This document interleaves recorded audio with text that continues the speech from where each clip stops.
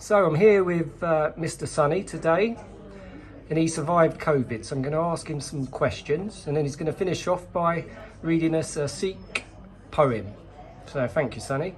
So, Sunny, how did you know you caught COVID? Basically, I got out of bed and my legs started hurting, and I thought maybe I've been working too hard and stuff like that, and then I tried to go downstairs, but I couldn't like feel my legs and everything, and so I made it downstairs for a bit, and next minute I felt hot and cold, and then obviously I told my support, I think I need to go to the COVID centre. I think not feeling too. I need to go and check if I got put good. And then I went there, like got a taxi because I was like, I couldn't walk, and my taxi came. I was like walking like a zombie, like someone put something in me, like that's how I felt. And then I got in the taxi, got to the COVID centre, and I couldn't barely walk. It took me a while, and then sat down, done all the procedures, put the thing in my mouth, and then finished. And then when I was like, look at my phone, oh, you have tested positive. I was like, oh, right. And then I had to ring a taxi to go home. I said, I think you guys, all you lot should go indoors because I've got tested positive. And I went upstairs and then went to bed, couldn't eat nothing, couldn't eat nothing. And then and next day, I was, someone got out of the swimming pool. I was so soaking wet. I had to get a towel, wipe me off, and to go in the bathroom. I still use the bathrooms and people, but the support workers had to spray everywhere, sanitize everywhere, because they get all the germs and bacteria. Because don't want to have people get infected. Because where I live in, there's vulnerable people where I am. And then next day, headache, powerful headache. I was in pain, feeling sick, and even what else? I was like confused, getting stressed, and obviously it was quite a tough journey. But what I've done is I had things to do. At least I had my PlayStation, a TV, I had my iPad, and obviously if I needed something. Even when I had family, I told my family I'm not feeling too well. Just got caught COVID, so don't think people should come and not see me. But I told them I need to bring some food, because I was shedding off a lot of weight, and I was because of support workers. If I was by myself, in my flat, it would have been dangerous for me, plus my mental health be all over the place, calling these emergency services. But I didn't call emergency services at home, but I had supported like the key workers, bring me food, not me see how I am. But if it was living like I said, if I was living by myself, I would finish. Sometimes if I was on my own, I would have to get bad suicidal thoughts, but I said to myself, I'm in a safe environment. So what I've done is, obviously, I've done doing my story about it, like having my journey, what was it like having it. But it wasn't all about me. It was all about last year, how they started and how many deaths and But it's very dangerous. I mean, now you got these different variants as well. I mean, like you've got the Indian variant, you've got the Thailand variant, you've got Brazilian variant. There's like all different ones, but some of people even the doctors, have died. In mostly patients, like even people with coronavirus in the UK were dying all like maybe 10 a day, maybe more, maybe 1,000, 2,000. But the worst place, India, or in my country, India. But I was born in England, but India's got it badly. Like there's about, I don't know, at least about 5,000, 6,000 a day. Then some of them can't get oxygen. Some of the poor people, they can't get the oxygen, and people got to buy from the black market, and the rich people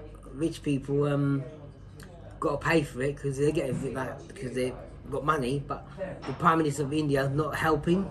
His name's Narendra Modi, he's a very bad person. He doesn't want to help other people who are dying, and it's a shame really. But what can you do? But I'm sure something. You just got to think positive. Some of the, like these NHS, all these NHS people sacrifice themselves to look after the people in hospitals, and some of them died as well. Mostly, and then they talk about the BAME groups, about people, black people, ethnic minority, they can die because something with the skin, something to do with their skin, and what else? And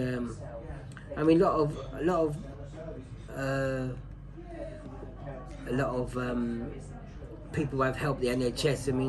Like a guy called Sir Captain Moore. He wanted to raise £1,000, but he carried on. He was walking up and down in his garden, like 100 laps, and £33 million, and that's a massive achievement for him.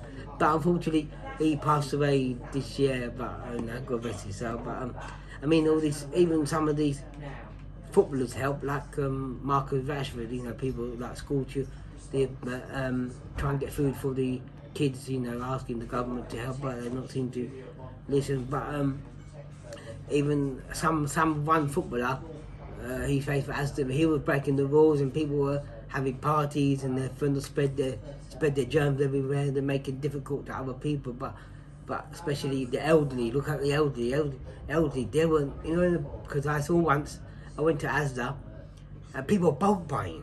I said, what they're doing this? And they were taking all sanitizers, toilet roll, baked beans. I said, what's toilet roll got to do with the pandemic? And they're buying all this food, and they buy all this food, and they're not finished it, they'll chuck it in the bin, and they'll get, and they start eating it, like a 4 or 5 weeks old, they'll get, I don't know, maybe upset stomach or even diarrhea, because they're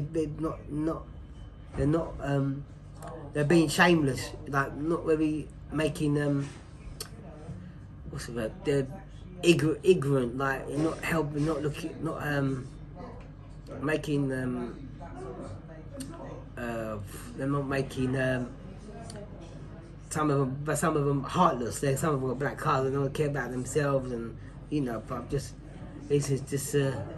it's been quite tough for this year. Actually, last year and this year, but they're still they're going up this COVID. But we're not in the danger. We're still in the danger zone at the moment, because the people think they think it's gonna go away, but it's not gonna go away, because when this COVID started, we were making jokes about it. When some people, when some of their family members. I don't joke about it then, so someone dies and all that, but So that's really lovely story how you survived and you dealt with it, and you got the right circle of support. Yeah. So what would you say to anyone else? What lessons have you learned? Well, if you got the symptoms, don't go to vulnerable people. Don't go with people with illnesses already. Like someone got diabetes or if any got other diseases as well. Otherwise, if they go near them, they've had it, they might go, they'll be ill, and then they might pass away. And just protect yourself and protect other people, but not especially maybe the elderly. Stay indoors. Don't go out when you got symptoms. If you got a cough, just get tested straight away. Don't go leave it like for a long time. And just wear the mask. Obviously, there's a saying, you gotta protect yourself, protect yourself, and protect others in your family, and also, obviously, in the pandemic, which I forgot to mention, people were clapping every time 8 o'clock for the NHS staff, and used to have like blue stuff, people clapping outside, giving food to the NHS, hospitals, giving cake. Because one of my family got a cake shop. They go and donate the cake to the hospital for just to way helping because they're giving their food because a lot of Sikh people help with this pandemic, giving the food to the NHS, like Indian food to feed them because some of the doctors don't get enough money and nurses don't get much money because like a lot of one nurse, she was going on YouTube, she was crying because she won't get no food from like go to the supermarket and people were being selfish and it must be tough for them but if you see, so like in my story, if you see someone like a doctor or nurse or psychologist or anything like that, maybe give them a hug or maybe give them or give them a hug or give them money to support like towards their shopping or even pay for their shopping because if it wasn't NHS, you wouldn't know what to do with it. NHS weren't here. We'll be all in trouble. For some people, got to pay for the medicine. If you go to America, you got to pay medicine. But some people don't realise how grateful what NHS have done for us. That's lovely, Sonny. So, finishing off, have you got something positive to look forward to in the future? Well, hopefully everything be sorted out, but who knows? It's just never know. We just got to stay strong, stay positive, look after people who look after you, especially maybe support workers. If they look after you, help them out. It's good to help people who help you. So, because society can be a bit rubbish, which is true. But some people care about themselves, but you got to care about other people. Cool. Well, Sonny, do you want to find the Sikh poem? Yeah. And I'll just read out where you can find Sonny's story. It's at www.stevehardylldn.com. Okay, you ready? Yeah. Well, this is my poem. It's called A Prayer to Waheguru, means wonderful God. Waheguru, Waheguru, I chant the world, but no one listens. No one has heard.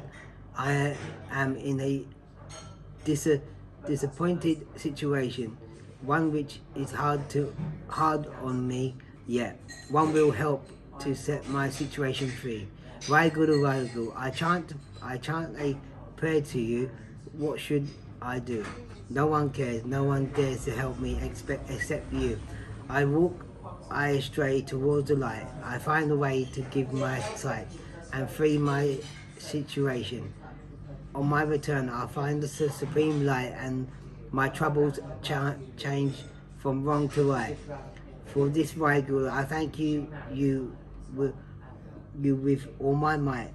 As Waheguru, Waheguru, this prayer I will below to you. Keep everyone safe and keep me safe too, because the bright day on become a dark night and fears can rise up to a fight. Waheguru, show me these people right to be great, kingdom to be light. Thank you ever so much, Sonny. Yeah. You're a star. Thank you. Yeah.